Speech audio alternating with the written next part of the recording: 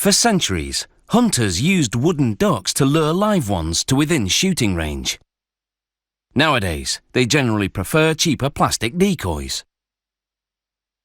These wooden ducks are intended as decorative items for the home. We take a look at their construction. This company's flock includes males, females, and androgynous models like this one. This more elaborate male is inspired by the loon on a Canadian $1 coin. To make them, these craftsmen use eastern white pine because it's easy to carve and has a nice grain. First, a machine shapes a 5 cm thick slab. The slab is cut lengthwise, using half a dozen or so of these smaller pieces to make most of the duck's body. The birds range in size, from baby ducks just 10 centimetres long to Canada geese at more than half a metre long.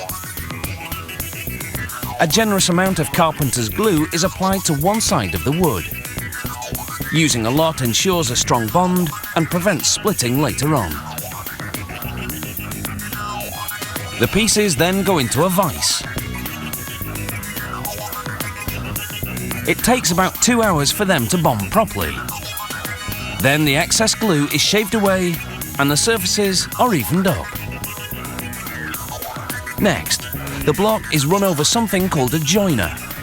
A roller with 3 blades shaves about 2 centimetres from the top and bottom of the duck. Each model has 3 wooden patterns, for the top, the bottom and the profile. The outline of the bird's profile is traced in pencil on the wood. Since this is a small model, 2 birds can be made with 1 block. A bandsaw trims along the trace line. This company recycles the cut-offs into firewood and shavings for farm stables. Next, another pattern is used to create the top of the bird. These patterns provide only a general shape of a particular model. The craftsman will carve the details later.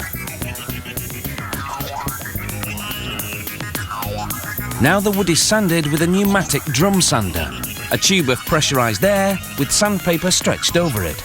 Higher pressure is used to create sharper curves, lower pressure to make softer edges. To sculpt the bird's plumage, the craftsman uses this band sander.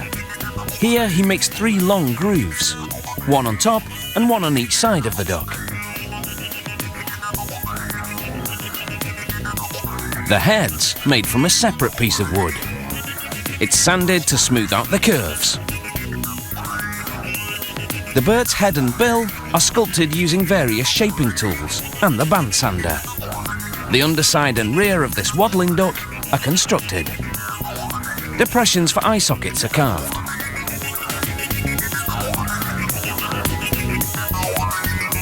Glue is put on the neck to attach it to the rest of the body. The area is reinforced with 2 nails on each side. To hide the nails and smooth out the neck, the craftsman uses wood putty. Once it dries, he'll sand it smooth. Next, the duck's bill is tinted using an orange wood stain. Then a green stain is used to tint the head and neck areas.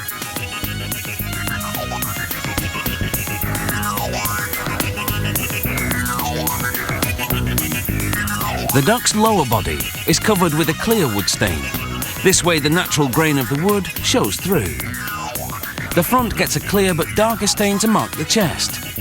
And a darker stain also highlights the plumage in the long grooves. Green accents are added for the feathers. Next, 2 coats of white paint mark the duck's collar. Then plastic eyes are glued in place.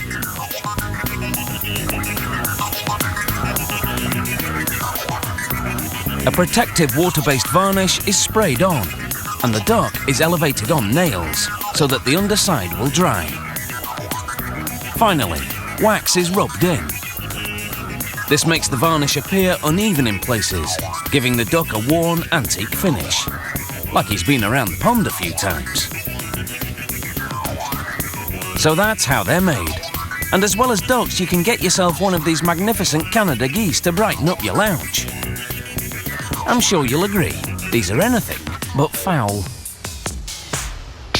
Never slow up, no I don't take shit. I got no love for the fakeness. If you wanna play tough and wanna hate this, I'll always show up and make a statement. I don't ever slow up, no I don't take shit. I got no love for the fakeness. If you wanna play tough and wanna hate this, I'll always show up